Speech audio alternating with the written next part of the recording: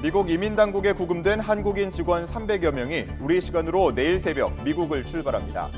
이재명 대통령은 부당한 일이 재발하지 않도록 미국과 협의하겠다며 이번 사태에 대해 첫 공개 입장을 밝혔습니다. 더불어민주당 정청래 대표가 국회 연설에서 내란 청산을 강조하며 국민의힘을 향해 정당 해산 가능성을 경고했습니다. 국민의힘은 제1야당의 선전포고라며 강하게 반발했습니다. 경기도 파주에서 배관 교체 공사를 하던 작업자 3명이 흙더미에 매몰되는 사고가 났습니다.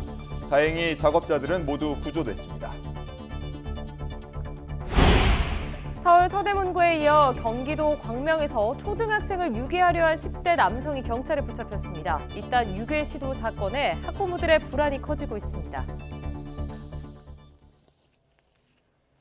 시청자 여러분 안녕하십니까? 9월 10일 수요일 뉴스타트 1부 시작합니다. 조지아주에 구금된 한국인들이 이르면 내일 새벽 전세기편으로 귀국길에 오를 것으로 보입니다. 백악관은 외국 기업의 비자 문제 해결을 위해 관련 부처가 공동 대응하겠다고 밝혔습니다. 워싱턴 연결해 보겠습니다. 홍상희 특파원, 구금된 한국인 직원들의 귀국 일정 막판 조율이 진행되고 있는 것 같은데요. 출발 시각이 정해졌습니까? 네, 오늘로 엿새째 구금 중인 한국인 직원 300여 명은 이르면 한국 시간으로 내일 새벽 3시 반 애틀랜타 공항을 출발할 걸로 보입니다. 현재 업체 관계자는 YTN에 이곳 현지 시간으로 10일 오후 2시 반 미국 조지아주 애틀랜타 국제공항에서 전세기가 출발할 걸로 보인다고 밝혔습니다. 우리 시간으로는 앞서 말씀드린 대로 내일 새벽 3시 반입니다. 귀국편 비행 시간이 15시간 정도 걸리니까 이 일정대로 진행이 된다면 내일 저녁 6시쯤에는 인천국제공항에 도착할 것으로 보입니다. 구금 시설이 있는 폭스턴과 애틀랜타 국제공항은 430km 정도 거리가 되는데요. 버스로 이동할 경우에 5시간이 넘게 걸립니다. 이 일정대로라면 폭스턴 구금시설에서 이 한국 시간으로 오늘 낮 2시쯤 이 대형 버스로 호송 절차가 시작될 예정입니다. 조기 중 워싱턴 총영사는 조지아주 이민세관 단속국 구금시설 앞에서 기자들을 만나서 이 버스 이송 등 행정적인 상황을 미국 측의 협조로 준비하고 있다고 말했습니다. 우리 정부는 구금된 한국인 300여 명이 자진 출국 형식으로 출국해서 이후에 다시 미국에 입국할 때 불이익을 받지 않도록 하겠다며 협의에 임해 왔습니다. 어젯밤 이곳 시간으로 워싱턴 DC에 도착한 조현 외교부 장관은 오늘 마코 루비오 국무부 장관을 만나서 자진 출국하는 방향으로 처리될 수 있도록 논의하고 있는 것으로 전해지고 있습니다. 네, 미 백악관이 이번과 같은 대규모 구금 재발 방지를 위한 대책 마련에 나서겠다고 밝혔죠.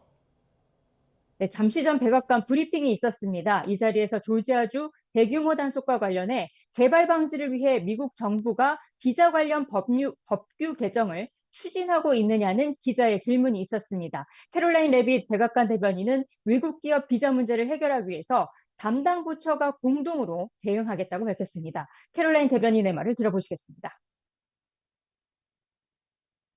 I think it's a very nuanced and responsible and sensible approach for the president to take, and I know that the Department of Homeland Security and the Department of Commerce are working on this matter together. 네, 레빗 대변인은 트럼프 대통령이 지난 7일 외국 기업의 대비 투자에 감사하다는 성명을 발표했다면서 외국 기업들이 이 반도체나 배터리 등 분야에서 숙련된 근로자들을 미국으로 데려와서 그 기술을 전달하기를 원한다는 걸 이해하고 있다고 말했습니다. 하지만 트럼프 대통령은 외국 기업이 미국인 근로자들을 고용하기를 기대를 하고 있고 숙련된 외국 근로자가 미국인 근로자를 훈련시키기도 기대하고 있다고 강조했습니다. 국토안보부는 현재 출입국과 이민정책을 담당을 하고 있고 이 상무부는 해외 투자 유치를 담당하고 있는데요. 미국 관련 부처가 비자 문제에 공동 대응하겠다는 이 백악관 대변인의 발언은 외국 기업 근로자들의 체류 자격 문제를 해결하는 해결책을 마련하겠다는 의미로 해석이 되고 있습니다. 지금까지 워싱턴에서 전해드렸습니다. 미국 이민당국이 조지아주에서 구금한 사람 가운데에는 일본인과 멕시코인도 포함된 것으로 확인됐습니다. 이번 사태를 계기로 미국에 있는 다른 다국적 기업들도 불안에 떨고 있다는 보도도 나왔지만 트럼프 행정부는 불법 이민과의 전쟁을 계속 확대하고 있습니다. 보도에 유투건 기자입니다. 일본 정부는 조지아주에서 체포된 노동자 가운데 일본 업체 직원 3명이 포함된 걸 확인했다고 밝혔습니다. 애틀랜타의 총영사관이 구금된 직원들과 면회를 진행했고 전 세계를 투입하는 한국 측과도 소통하고 있다고 설명했습니다. 邦人保護の観点から引き続きこの事案に適切に対応してまいります。 중국 배터리 업체 직원들도 구금된 것으로 알려졌습니다. 앞서 멕시코 정부는 멕시코 국적자 20여 명이 체포돼 외교관들이 적극적으로 대응하고 있다고 밝혔습니다. 그러면서 구금자 일부는 부당한 단속으로 억류됐다고 불만을 터뜨렸습니다. 이번 사태를 계기로 미국에 있는 다른 다국적 기업들도 단속의 표적이 될까 불안에 떨고 있다는 보도도 나왔습니다. 이민 비자 관련 로펌에는 다국적 기업들의 문의가 잇따르고 일부 기업은 미국 출장을 중단한 것으로 알려졌습니다. 하지만 트럼프 행정부는 민주당이 강세를 보이는 대도시를 중심으로 불법 이민 단속을 확대하고 있습니다. 사흘 전 보스턴 일대에서 애국자 2.0 작전을 시작한 데 이어 시카고에서도 중부 급습 작전에 돌입했습니다. 시카고의 경우 트럼프 대통령이 군대 투입까지 예고하면서 일촉즉발의 긴장감이 흐르고 있습니다. We're out here doing our operation with our surge, mainly because of to catch the criminal alien population.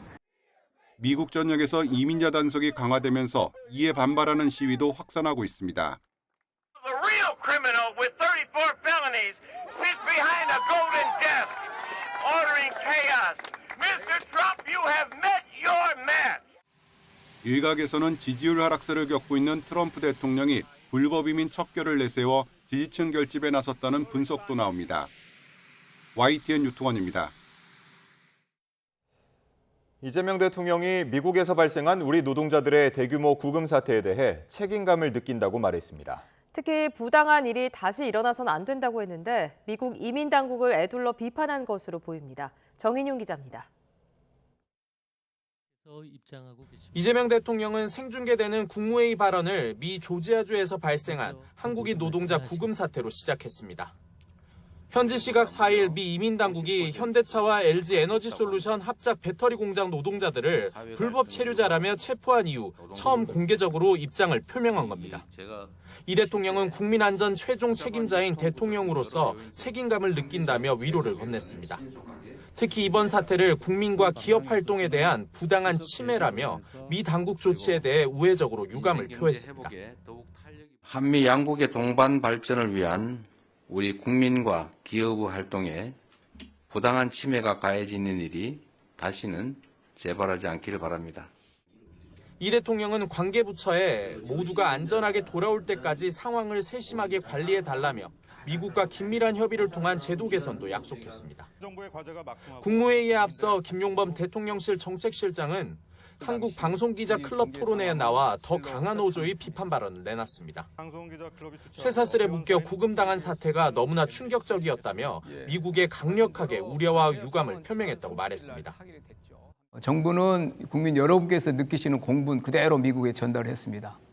산업부 장관은 외교적인 용어가 아닌 또 강력한 항의를 했고 그런 방식으로 해서 저희가 총력 대응을 하고 있고 다만 백악관에서도 우리 입장을 충분히 이해하고 있다고 덧붙였습니다. 비자 제도 개선에 대해선 대통령실과 백악관에서 워킹그룹을 만들어서라도 단기 해법을 찾아야 한다고 강조했습니다. 한미 정상회담 등을 계기로 박차를 가했던 한미 경제협력에도 당분간 속도 조절이 불가피해졌다는 관측도 나오고 있습니다. YTN 정인용입니다. 더불어민주당 정청래 대표가 국회 교섭단체 대표연설에서 내란 청사는 시대정신이라고 강조했습니다. 국민의힘을 향해선 내란과 절연하라며 정당 해산 가능성을 언급했습니다. 황보혜경 기자입니다. 이재명 정부 첫 정기국회에 교섭단체 연설 첫 주자로 단상에 오른 민주당 정청래 대표는 야당을 향해 90도 인사하며 운을 뗐습니다. 주로 민주당 쪽에 시선을 맞춘 채 50여 분 동안 이어진 연설에서 정 대표는 26차례나 내란을 언급했습니다. 내란 청사는 정치보복이 아닙니다. 우리의 시대적 과제이자 시대적 사명입니다. 시대정신입니다. 이재명 대통령을 가장 많이 언급했고 민주주의와 청산도 빈번하게 등장했지만 협치 언급은 한 차례도 없었습니다. 대신 거듭 야당 심판론을 띄웠습니다. 진정 어린 사과를 하십시오. 내란 세력과 단절하지 못하면 위헌정당 해산 심판의 대상이 될지도 모릅니다. 전날 대통령 주재 여야 대표 회동에서 국민의힘 장동혁 대표와 처음 손을 맞잡은 지 하루 만에 정당 해산 가능성을 경고한 겁니다. 정 대표는 본회의 통과를 눈앞에 둔 더 센 특검법 개정안과 검찰, 언론, 사법 등 3대 개혁에도 속도를 내겠다고 밝혔습니다. 특히 대법관 증언과 내란 전담 재판부 설치 등에 반발하던 사법부를 향해선 이렇게 비판했습니다.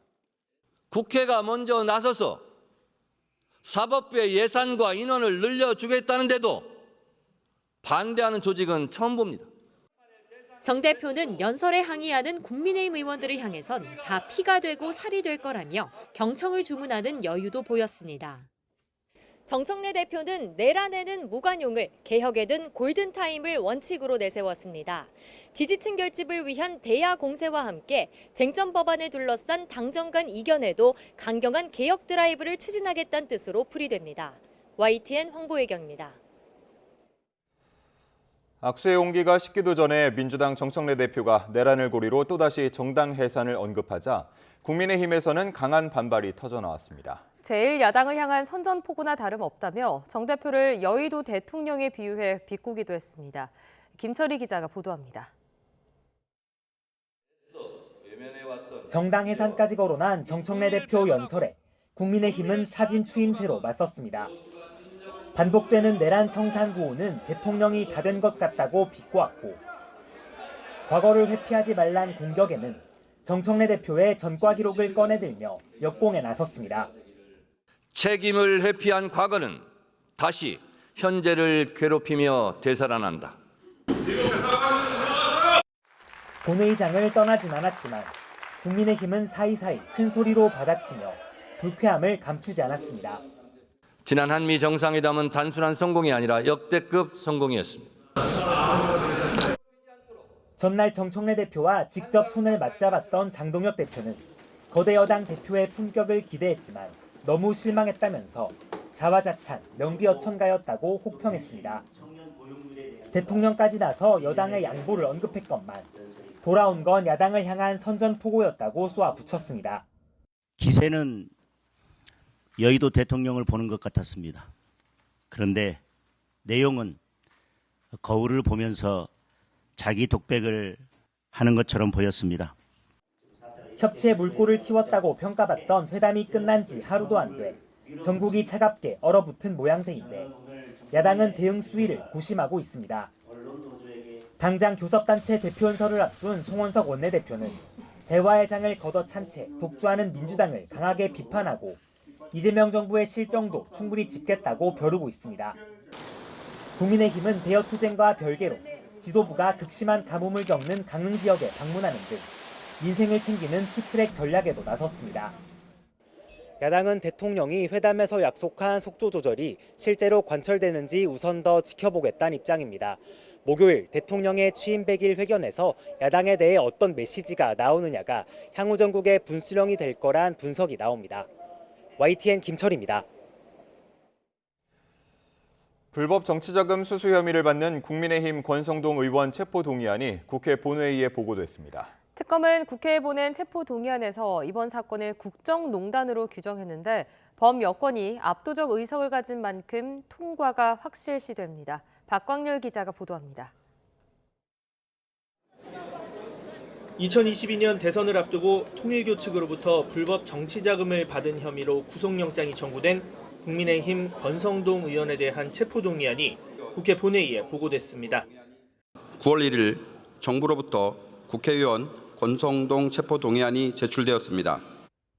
특검은 9쪽 분량의 체포동의 요구서에서 이번 사건을 정치 권력과 종교단체의 결탁이자 국정농단, 선거 개입이라고 강조했습니다. 구속 필요성도 조목조목 적었습니다. 휴대전화를 바꾸고 차명폰으로 수사 관계자들과 연락했다며 증거인멸 우려는 물론 도주 가능성까지 제기했습니다. 정치자금을 더 받았다고 의심할 사정이 있다며 추가 수사가 필요하다는 주장도 폈습니다. 이에 권성동 의원은 떳떳하게 수사에 임할 거고 불체포 특권 뒤에 숨지 않겠다는 기존 입장에 변함이 없다고 강조했습니다. 그날 보세요. 어떤 입장인지. 그날 보면 되지. 부채포트가 포기하시겠다는 입장은 똑같으실 거죠? 당연하죠. 표결은 본회의 보고 뒤 24시간 이후 72시간 이내에 이뤄집니다. 국민의힘 교섭단체 대표연설을 피해 11일과 12일 가운데 하루가 될 거로 보이는데 목요일 이재명 대통령 취임 100일 회견 일정이 변수로 꼽힙니다. 제적 과반 출석과 출석 과반 찬성이 통과 요건으로 범여권 의석수만으로 충분한 만큼 가결이 사실상 확정적입니다. 국민의힘은 당사자가 불체포특권 포기 의사를 밝힌 만큼 표결 보이콧 대신 자율투표를 통해 개별적으로 정치보복 주장에 힘을 보태는 방식의 무게를 두는 분위기입니다. 당당하게 대응하는 것이 좋겠다라는 그런 목소리가 많기 때문에 지금 예상으로는 자율투표하는 형태로 들어가서 정치 보복성 수사가 이어지는 부분에 대해서는 저희가 단호한 목소리는 내도록 하겠습니다. 국회에서 체포동의안이 통과되면 영장실질심사 날짜가 정해지고 심사 결과에 따라 구속 여부가 결정됩니다. YTN 박광렬입니다. 김건희 씨 공천 개입 의혹에 연루된 김상민 전 검사가 특검에 소환돼 13시간 넘는 강도 높은 조사를 받고 귀가했습니다. 김 전 검사는 어제 오전 10시쯤 서울 광화문 김건희 특검에 출석해 피의자 신분으로 조사를 받았습니다. 김 전 검사는 김건희 씨의 도움으로 지난해 총선에서 공천을 받으려 했다는 의혹을 받고 있는데 특검은 최근 김건희 씨의 사돈집에서 발견한 이호환 화백의 그림을 청탁 대가로 건넨 건지 수사하고 있습니다. 최상병 순직 사건 수사 외압 의혹을 수사하는 특검이 오늘부터 신범철 전 국방부 차관을 잇따라 불러 조사할 예정입니다. 특검은 오늘과 내일 이틀간 신 전 차관을 직권남용 권리행사 방해 혐의 피의자로 불러서 조사합니다. 신 전 차관은 최상병 순직 사건 수사와 관련해 당시 김계환 전 해병대 사령관에게 외압으로 의심되는 문자 메시지를 보냈다는 의혹을 받고 있습니다. 신 전 차관을 수사한 뒤 특검은 이종섭 전 국방부 장관에 대한 조사도 진행할 계획이라고 밝혔습니다. 한 줄 뉴스입니다. 어제 새벽 5시 20분쯤 인터넷 커뮤니티에 살해 협박 글을 올린 남성이 5시간 만에 경찰에 붙잡혔습니다. 어제 오후 5시 50분쯤 경기 고양시청에 있는 전기차 충전기에서 불이 났습니다. 119 대원들이 도착하기 전 청원 경찰이 소화기로 불을 끄면서 다친 사람은 없었습니다. 어제 오전 11시 10분쯤 서울 신당동 서울경찰청 기동본부에서 최루가스 근접 분사기 내용물이 일부 누출돼 인근을 지나던 30대 여성이 이를 들이마셔 응급조치를 받았습니다. 서울 강남경찰서는 어제 새벽 4시 40분쯤 서울 신사동에서 술을 마시고 쓰러져 있던 여성을 차에 태워 달아난 혐의로 20대 남성 A씨를 긴급 체포했습니다. 육군은 지난 2일 경북 영천 예하 부대 소속 대위가 대구에서 총상을 입고 숨진 사고를 수사하는 과정에서 사망의 원인이 된 범죄 혐의가 있다고 판단해 경북경찰청에 통보했다고 밝혔습니다. 쌍방울 그룹의 대북 송금 사건 관련 재판에서 이화영 전 경기도 평화부지사 측은 진술 조작을 50회 이상 모의했다며 검찰청 술판 의혹을 또 한 번 제기했지만 김성태 전 회장은 사실이 아니라고 부인했습니다. 지금까지 한 줄 뉴스였습니다. 강릉 가뭄이 장기화하면서 크고 작은 피해가 잇따르고 있습니다. 특히 어려움을 겪고 있는 게 바로 지역 농민인데요. 자식 같은 농작물이 타들어가고 있다며 대책 마련을 호소했습니다. 홍성욱 기자가 취재했습니다. 추수를 앞둔 벼처럼 누렇게 말라버린 대파밭. 가뭄으로 농업용수가 끊기면서 물을 제대로 주지 못했습니다. 인근 배추밭도 사정은 다르지 않습니다. 겉으로 보기엔 푸릇푸릇 잎을 키워가고 있는 것처럼 보이지만 자세히 보면 상황은 심각합니다. 모두 같은 날 배추 모종을 심은 밭입니다. 물을 제대로 공급받지 못하면서 일부는 이렇게 자라지 못했고 심지어 말라 죽기까지 했습니다. 김장철을 앞두고 수확을 기대한 농부 마음은 타들어갑니다. 이 때려 놓치면은 1년 기다려야 되고 이 배추 상태 이거 상인인데 팔아야 되는데 이 팔지 못합니다. 그래서 이 다시 1년을 기다려야 되는 아직까지도 비가 이렇게 잘 오지 않고 하기 때문에 참다 못한 농민들이 대책을 요구하고 나섰습니다. 최우선 과제인 식순환 해결을 위해 총력을 쏟고 있는 사이 타들어가는 농작물은 철저하게 외면받았다고 하소연했습니다. 이제는 기다리는 비가 내려도 농작물이 제대로 자랄지 기약할 수 없는 상황. 강릉을 특별 재난지역으로 선포하고 농업 피해를 조사해 긴급 재난지원금을 지급해주기를 정부에 요청했습니다. 1년 농사를 망쳐버린 농민들은 당장 추석을 코앞에 두고 막막한 상황입니다. 하늘에서 비를 내려주지 않으면 농사는 포기할 수밖에 없습니다. 소방과 군, 해경까지 급수 지원에 나선 덕분에 감소폭은 다소 줄었지만 저수율은 연일 역대 최저치를 갈아치우고 있습니다. 급수 제한 조치로 시민 불편은 가중되고 영업 차질에 말라 죽는 농작물까지 가뭄 피해가 눈덩이처럼 불어나고 있습니다. YTN 홍서욱입니다. 남부지방은 오늘까지 많은 비가 이어지겠고 새벽까지는 국지적으로 강한 비가 쏟아질 것으로 보입니다. 기상청은 남해상에서 정체전선이 만들어져 오늘까지 남해안과 제주에는 80mm 이상, 남부 내륙에도 최대 60mm의 비가 예상된다고 밝혔습니다. 특히 새벽까지 남해안과 일부 남부 내륙, 제주도에는 시간당 30mm 안팎의 강한 비가 집중될 것으로 보입니다.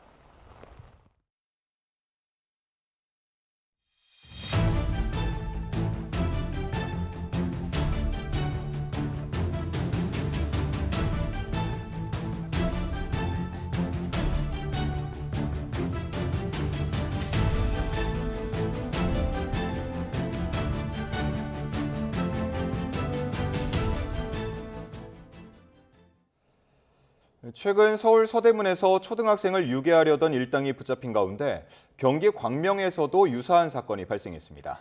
경찰은 8살 초등학생 여자아이를 뒤따라가 끌고 가려 한 10대 남성을 긴급 체포했습니다. 김평정 기자입니다. 경기 광명시에 있는 대단지 아파트입니다. 아직 날이 밝은 오후 4시 20분쯤 10대 남성이 8살 초등학생 여자아이를 끌고 가려고 시도하는 사건이 발생했습니다. 형사차랑 과학수사대랑 앞에 엄청 여러 대 오더니 퇴근하신 형사분들도 막 그냥 차 대충 세워놓고 뛰어갔더라고요. 경찰 조사 결과 10대 A씨는 아파트 엘리베이터를 타고 집으로 올라가려던 피해 초등학생을 뒤따라가 입을 막았던 것으로 드러났습니다. 피해 아동이 큰 소리로 울며 저항하자 A씨가 도망가면서 다행히 실제 범행까지 이어지지는 않았습니다. 피해 아동 가족의 신고를 접수한 경찰은 사건 발생 5시간 만에 A씨를 주거지에서 긴급 체포했는데 촉법 소년은 아닌 것으로 확인됐습니다. 경찰 조사 결과 가해 남성과 피해 아동은 서로 모르는 사이였던 것으로 전해졌습니다. 서울 서대문에 이어 또다시 발생한 초등학생 대상 범죄에 주변 학부모들은 비상이 걸렸습니다. 너무 놀랍고 그런 감정을 넘어서 약간 참담했다고 해야 되나? 애를 이제 바깥에, 집 밖에, 그러니까 현관문 밖으로 나가는 것조차 무서운 시대라고 그래야 되나? 세상이 된 거니까. 경찰은 A씨에게 성폭력 처벌법 위반 등의 혐의로 구속영장을 신청했습니다. YTN 김평정입니다. 어젯밤 10시 반쯤 경기 파주시 와동동에서 배관 교체 공사를 하던 노동자 3명이 흙에 파묻히는 사고가 났습니다. 한 명은 스스로 빠져나왔고 나머지 2명은 소방당국이 구조했는데 모두 생명엔 지장은 없는 것으로 파악됐습니다. 소방은 파손된 배관을 바꾸기 위해 구덩이를 파면서 옆에 쌓아두었던 흙더미가 흘러내려 사고가 난 것으로 보고 있습니다. 인천 도화동에 있는 공장에서 가스가 누출돼 20여 명이 병원으로 옮겨졌습니다. 서울 신사동에서는 술을 마시고 쓰러져 있던 여성을 차에 태워 달아났던 남성이 경찰에 붙잡혔습니다. 사건 사고 소식 배민혁 기자입니다. 화학물질 탱크 옆에서 보호장구로 중무장한 소방관들이 사고 수습에 한창입니다. 오후 2시 반쯤 인천 도화동에 있는 인쇄 회로기판 제조 공장에서 가스가 누출됐습니다. 호흡곤란과 어지럼증 등을 호소한 20여 명이 병원으로 옮겨졌는데 소방당국은 염산 탱크에 염소산을 잘못 주입하면서 가스가 발생한 것으로 보고 있습니다. 서울 신사동에선 술을 마시고 쓰러져 있던 여성을 차에 태워 달아난 혐의를 받는 20대 남성이 긴급 체포됐습니다. 경찰은 남성이 일면식도 없는 여성을 차에 태운 뒤 서울 용산구에 내려준 것으로 보인다며 사건 경위를 조사하고 있습니다. 인터넷 커뮤니티에 흉기 사진과 함께 은평구에 사는 누군가를 살해하겠다는 글을 올린 30대 남성이 신고 5시간 만에 경찰에 붙잡혔습니다. 이 남성은 마치 자신을 인증하기라도 하듯 학생증 사진까지 함께 올렸는데 경찰 조사에선 실제 흉기를 구매하지는 않았다고 주장한 것으로 전해졌습니다. 국민의힘 대선 후보 경선에 나섰던 유정복 인천시장을 소속 공무원들이 지원했다는 의혹과 관련해 경찰이 인천시청을 압수수색했습니다. 앞서 한 시민단체는 인천시 임기제 공무원들이 대선 캠프에서 활동했다며 유 시장과 공무원 10여 명을 고발했고 선거관리위원회도 공무원 등 6명을 경찰에 고발했습니다. YTN 배민혁입니다. 오늘의 주요 경제 일정입니다. 한국은행이 예금은행 가계대출 추이를 포함한 8월 중 금융시장 동향을 발표합니다. 앞서 7월의 경우 예금은행의 가계대출 잔액은 1,164조 2천억 원으로 한 달 전보다 2조 8천억 원 증가하는 데 그쳤습니다. 대출 억제 정책으로 증가폭이 한 달 전보다 55% 감소한 건데요. 이 같은 추세가 이어졌을지 주목됩니다. 통계청이 지난달 고용 동향을 발표합니다. 앞서 7월 취업자 수가 1년 전보다 17만 1,000명이 늘어 2달 연속 10만 명대 증가세를 이어갔는데요. 최근 고용시장은 취업자 수 증가폭이 10에서 20만 명 부근에서 등락하는 가운데 건설 등 내수 부문과 청년층을 중심으로 고용 한파가 심화하고 있습니다. 요즘 신입사원 공채를 하는 기업 찾기 어려운데요. 삼성에 이어 CJ그룹이 하반기 신입사원 공채를 진행합니다. 모집 기간은 오늘부터 24일까지입니다. CJ그룹은 채용 홈페이지를 개편하고 유튜브 채널에도 관련 정보를 올릴 예정입니다. 전 세계 축산 분야 최신 동향을 한눈에 볼 수 있는 박람회인 2025 한국국제축산박람회가 오늘부터 12일까지 대구 엑스포에서 열립니다. 이번 박람회에는 국내외 200여 개 관련 업체가 참가해 최신 축산 관련 기술과 트렌드를 선보입니다. 수서 고속철도 SRT 추석 일반 예매가 오늘부터 시작됩니다. 오늘은 경부선, 경전선, 동해선, 또 내일은 호남선, 전라선 승차권이 대상입니다. 명절 예매 전용 홈페이지에서 아침 7시부터 오후 1시까지 예매가 가능합니다. 동남아 여행 다녀오는 분들은 근육통에 좋다는 호랑이 연고와 비염에 효과가 있다고 알려진 야돔 등의 허브 오일 제품을 사오곤 하는데요. 하지만 국내에서 유통 중인 일부 제품에 알레르기 유발 성분이 다량 포함돼 있고 멘톨 성분의 경우 특히 영유아에 치명적일 수 있다는 조사 결과가 나와 주의가 필요하겠습니다. 박기원 기자가 보도합니다. 허브 오일로 만들어진 타이거밤, 이른바 호랑이 연고와 냄새를 맡는 형태의 야돔. 시원한 느낌을 주고 근육통과 비염에 효과가 있다고 알려져 동남아시아 여행객들에게 인기를 끄는 제품들입니다. 특히 걸그룹 블랙핑크의 태국 출신 멤버 리사가 쓰는 야돔 제품이 완판되는 등 유명세를 치르기도 했습니다. 하지만 이 품목들을 포함한 동남아 허브 오일 제품이 알레르기와 심각한 부작용을 가져올 수 있다는 조사 결과가 나왔습니다. 한국소비자원이 15개 제품의 안전성을 검사했더니 모든 제품에서 피부 자극과 알레르기를 일으킬 수 있는 리날롤과 리모넨이 다량 검출됐습니다. 표시 의무가 있는 기준 함량보다 해당 성분이 많게는 2,800배 많이 함유돼 있었지만 제대로 표기한 제품은 단 한 개도 없었습니다. 또 페퍼민트 오일의 주 성분인 멘톨 역시 15개 제품에서 전부 나왔지만 제대로 된 표기는 전무했습니다.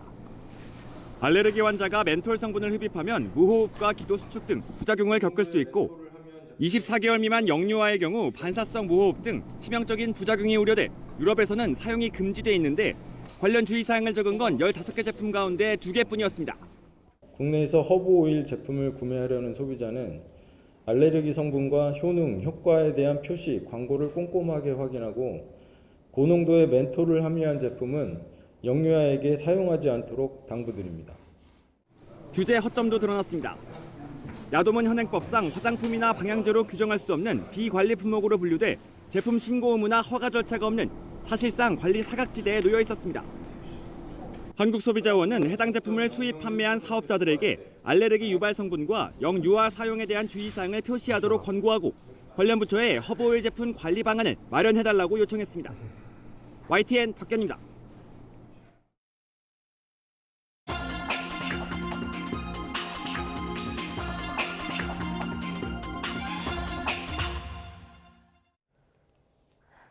오늘의 글로벌 픽입니다.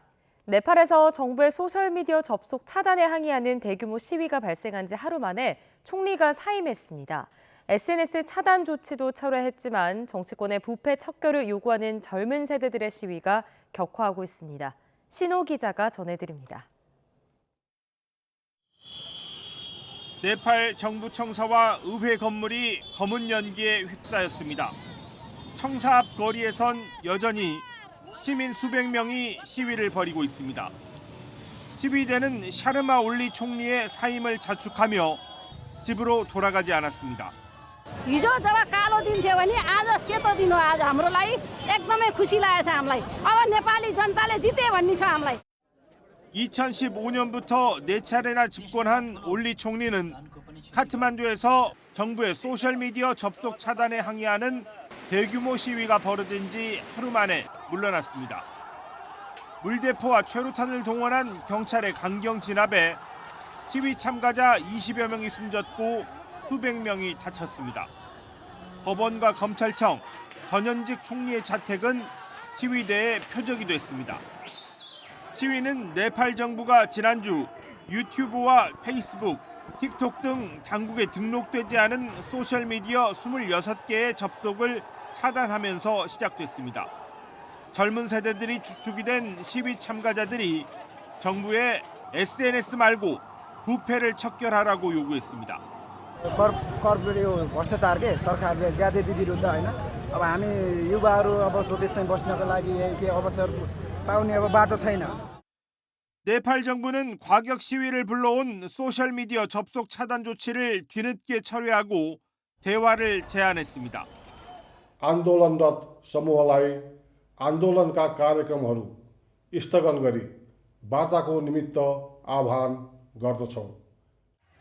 하지만 시위 참가자들의 요구는 네팔 사회의 근본적인 부패와 세습 구조 타파로 확산하면서 시위 양상도 격화하고 있습니다. YTN 신호입니다. 네, 일본 시즈오카현에서 관측사상 가장 강력한 돌풍이 발생해 큰 피해가 났습니다. 최근 무더위와 함께 대기 불안정으로 인한 기습 폭우 등이 잇따르면서 일본에선 기후 위기에 대한 불안감이 커지고 있습니다. 도쿄에서 김세우 특파원이 전해드립니다. 거대한 돌풍이 굉음을 내며 주변을 휩쓸고 있습니다. 6km 떨어진 곳에서도 또 다른 돌풍이 몰아치며 집안 내 집기들이 순식간에 쓰러집니다. 木みたいなのもあったし、周りの家とかも瓦とかがなくなったりしたんでえぐかったです。 주택의 벽이나 지붕도 종이장처럼 뜯겨 나갔습니다.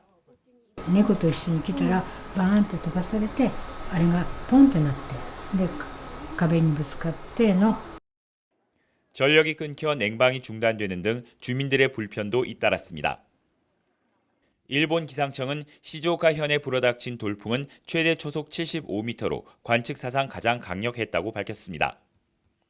돌풍으로 인해 74명이 크고 작은 부상을 입었고 주택 1,100여 채가 파손됐습니다. 전문가들은 대기 불안정으로 발생한 소나기 구름 속에서 거대한 돌풍이 세력을 키운 뒤 또 다른 작은 돌풍들을 만들면서 광범위한 지역에 걸쳐 피해를 일으킨 것으로 보고 있습니다. 특히 바다가 육지 쪽으로 들어와 있는 만과 인접한 평야는 이런 소나기 구름이 상륙하기 쉽습니다. 일본 NHK의 최근 여론조사에선 일본인 10명 중 8명이 기후위기의 영향으로 보이는 혹서나 호우의 위기감을 느끼는 것으로 조사됐습니다. 도쿄에서 YTN 김세호입니다. 중국에서 샤오미 스마트폰이 폭발하면서 3살배기 아이가 화상을 입는 사고가 났습니다.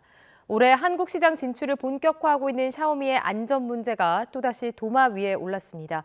베이징 강정규 특파원입니다. 집안 소파 위에서 뛰어놀던 아이의 얼굴 주변에서 갑자기 불길이 뿜어져 나옵니다. 손에 쥐고 있던 스마트폰이 폭발한 겁니다. 小姨，你看看你买的手机，人小孩子刚玩着呢，突然就爆炸了。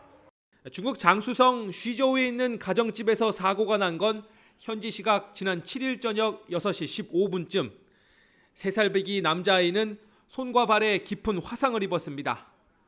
폭발한 기종은 2022년 12월에 발매된 샤오미 13. 검게 탄 기기는 엿처럼 녹아내렸습니다. 샤오미 측은 폭발 원인을 규명하겠다며 잔해를 거두어 갔습니다. 从我买给他到现在的使用一直都是正常使用，他没有过任何问题，刚买了1年。 앞서 2023년 7월 인도에선 홍미 노트 5가 폭발하면서 8살 어린이가 숨졌습니다.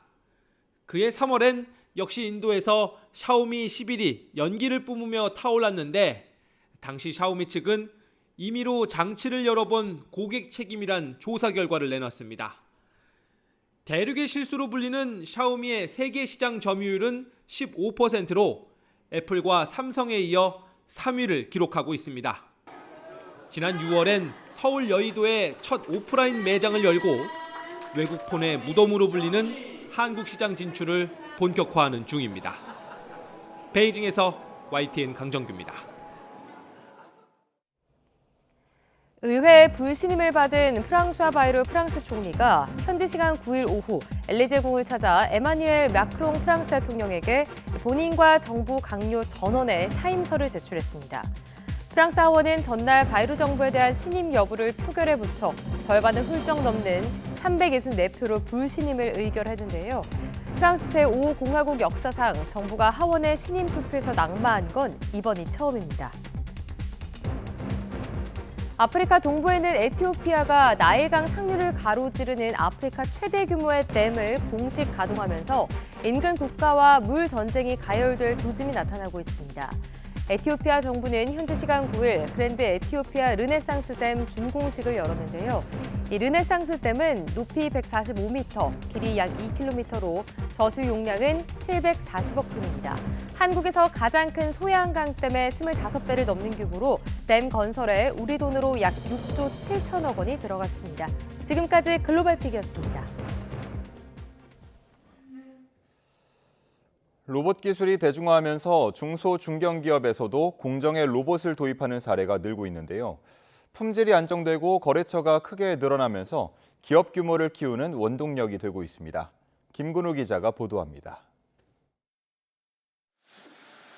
볼펜 크기의 장치를 로봇팔이 정밀하게 조립합니다. 냉장고와 정수기 등에 들어가는 핵심 부품 워터밸브입니다. 크기는 작아도 불량이 생기면 냉장고 한 대를 통째로 망가뜨릴 수 있습니다. 예전에는 손톱만한 부품 20여 개를 일일이 손으로 조립해 생산량과 품질이 일정치 않았습니다. 하지만 로봇이 투입된 뒤 불량은 절반 이하로 줄었고 생산량은 크게 늘면서 판로도 해외까지 넓어졌습니다. 경쟁력을 확보하기 위해서는 가격 경쟁력과 품질의 안정성이 필요합니다. 그러기 위해서는 자동화가 꼭 필요했고 해외 글로벌 업체에 더 많은 물량을 확대할 수 있는 계기가 된 걸로 판단이 됩니다. 2년 만에 매출액이 100억 원 가까이 늘어 기업 규모도 중기업에서 중견기업으로 커졌습니다. 숙련 인력이 생산 대신 신제품 개발에 투입돼 빠르게 바뀌는 시장에도 대응할 수 있게 됐습니다. 로봇이 단순히 생산 효율을 높이는 수준을 넘어 기업 경쟁력을 키우고 공급망도 확대한 겁니다. 중소기업은 아직도 굉장히 위험하고 그리고 이제 또 수작업으로 하는 공정들이 굉장히 많이 있습니다. 생산 향상이나 불량률 저감 등의 효과가 지금 대기업보다는 훨씬 크게 보실 수가 있다고 생각됩니다. 로봇산업진흥원은 올해까지 기업 600여 곳이 공정에 로봇을 도입할 수 있도록 지원했습니다. 자동화가 중소 중견기업의 생존과 성장을 좌우할 과제로 떠오른 만큼 내년부터는 사업 규모를 더 늘릴 예정입니다. YTN 김근우입니다. 국제 금값이 사상 최고치를 경신할 정도로 급등하자 금에 대한 관심이 다시 높아지고 있습니다. 돌반지 한 돈이 73만 원을 넘으면서 선물용 수요는 싹 사라지고 대신 투자 목적으로 10돈이나 100g 단위 고중량 골드바를 사려는 수요가 늘고 있습니다. 류한홍 기자가 보도합니다. 5월 이후 잠잠했던 금값이 최근 다시 오르자 그간 잠잠했던 금투자 열기가 되살아나고 있습니다. 고점이라 생각해 팔려는 사람도 있지만 대부분 구매를 생각하는 사람들입니다. 돌반지 한 돈이 73만 원을 넘으면서 반지나 팔찌, 목걸이 등 수요는 싹 사라졌고 대신 투자 목적으로 10돈이나 100g, 500g, 1kg 등 고중량 골드바를 찾는 사람들이 부쩍 늘어났습니다. 그 생활용품화하던 금이 이제는 투자 상품으로 완전히 변화하고 있는 그런 시대다 이렇게 생각이 됩니다. 지난 4월 사상 최고치를 찍은 뒤 횡보하던 국제 금값은 최근 트로이 온스당 3,670달러를 넘으며 가파르게 상승 중입니다. 달러화가 약세인 데다 이달 중 미국의 기준금리 인하가 확실시되면서 안전자산으로서 달러나 미국 국채 대신 금의 매력이 부각되고 있습니다. 금값이 오르면서 이런 실물 투자에 대한 관심도 높지만 금 통장이나 금 ETF 등 투자 상품에 대한 수요도 커지고 있습니다. 지난 4일 기준 국민신한우리은행 3곳의 금통장 잔액은 1조 1,981억 원으로 지난해 말보다 50% 이상 급증했습니다. 금 ETF 매수도 늘어나 지난 8일 기준 금 ETF 10종의 순 자산은 2조 2,824억 원으로 지난해 말보다 2.6배나 폭증했습니다. 전문가들 사이에선 아직 국제 금값이 고점이라고 보긴 힘들며 미국 연방준비제도 통화정책 기조가 바뀌지 않는 한 금값은 더 오를 것이란 전망이 나오고 있습니다. 연준이 다시 또 이제 통화정책 완화가 일단락되고 다시 이제 동결이라든가 인상으로의 그런 전환 가능성이 높은 시기는 2027년 이후다라고 보게 되면요. 저희는 금값의 고점은 내년도 어느 시점이 될 거다라고. 주요 국가들의 중앙은행이 외환 보유액으로 금 매수에 나서는 점도 국제 금값에 영향을 미치고 있는데 2010년대 연평균 130톤이던 중앙은행 금 보유량이 올해 상반기엔 210톤으로 1.6배나 증가했습니다. YTN 유환홍입니다. 넷플릭스 애니메이션 K-팝 데몬 헌터스의 오리지널 사운드 트랙 골든이 미국 빌보드 메인 싱글 차트 핫 100에서 통산 4주째 1위를 기록했습니다. 빌보드는 현지 시간 8일 차트 예고 기사에서 골든이 알렉스 워렌의 오디너리와 사브리나 카펜터의 신곡 티어스를 제치고 정상을 지켰다고 밝혔습니다. 골든은 81위로 처음 진입해 11주 연속 차트에 머물렀고 통산 4주간 1위를 차지했습니다. 빌보드 측은 K-팝 데몬 헌터스 OST 가운데 사자보이즈의 유어 아이돌, 소다팝 등 총 4곡이 톱10에 진입했는데 해당 차트의 67년 역사상 처음 있는 일이라고 전했습니다.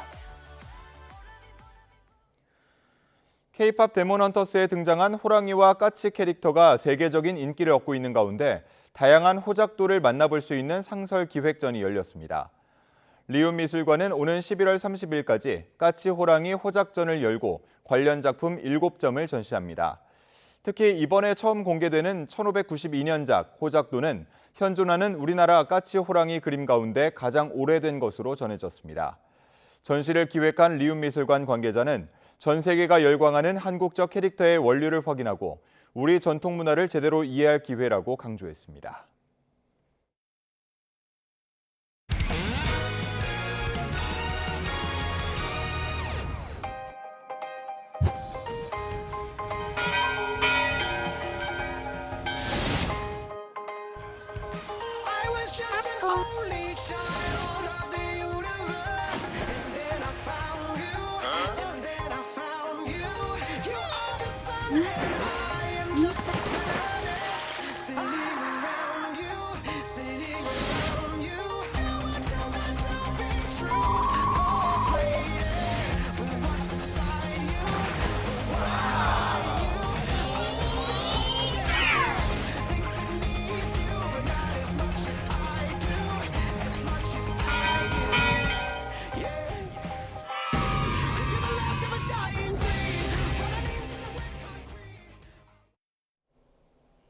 요즘 아침 저녁으로는 제법 선선함이 감돌고 있습니다. 현재 서울 기온은 19.1도로 어제 같은 시각보다 3도가량 낮은데요. 하지만 낮 동안에는 기온이 32도까지 크게 치솟으며 서쪽 지방은 늦더위가 이어지겠습니다. 오늘 중부지방은 맑은 하늘이 펼쳐지겠지만 남부지방에는 산발적인 비가 오고 있습니다. 오늘 오전까지 남부에 5에서 30mm의 비가 이어지겠고 제주도에는 내일까지 최고 40mm의 비가 더 내리겠습니다. 또 현재 경기 북부와 영서 북부 지역에 가시거리 200m 미만의 짙은 안개가 끼어 있고요. 내일까지는 해수면의 높이가 높은 기간으로 만조시 저지대 침수 위험성이 무척 크겠습니다. 현재 기온 살펴보겠습니다. 현재 서울 기온 19.1도, 청주 20.6도, 울산은 20.3도를 보이고 있습니다. 낮 기온도 보시면 서울이 32도, 광주 30도, 대구는 28도가 예상됩니다. 당분간 일교차 큰 초가을 날씨가 이어지겠고요. 다가오는 주말에는 전국에 비가 내릴 전망입니다. 날씨였습니다. 이상으로 뉴스타트 1부 마칩니다. 잠시 후 2부가 이어집니다. 함께해 주신 여러분 고맙습니다.